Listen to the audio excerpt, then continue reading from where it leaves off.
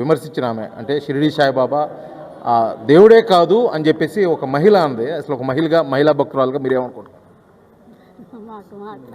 నేను చెప్తాను. ఆమె తల్లి గర్భంలో 9 నెలలు మనం ఉన్నది ఆమె చూపించగలదా? గాలిని పీల్చే గాలిని ఆమె చూపించగలదా? ఈ రెండు ఆమె చూపించగలిగితే భగవంతుడిని మేమే చూపిస్తాము. భగవంతుడు ఏ రూపంలో వస్తాడో, ఎలా సహాయం చేస్తాడో ఆమె చిన్నప్పటి నుంచి ఈ రోజు వరకు గడిపిన జీవితాన్ని ఒక్కసారి నెమరేసుకొని వెనక భాగంలో ఏం జరిగింది, భగవంతుడు లేకపోతే నేను ఈరోజు ఈ స్టేజికి ఉన్నానా లేదా అని గుర్తుపట్టితే ఆమె ఈ మాటలు మాట్లాడదు.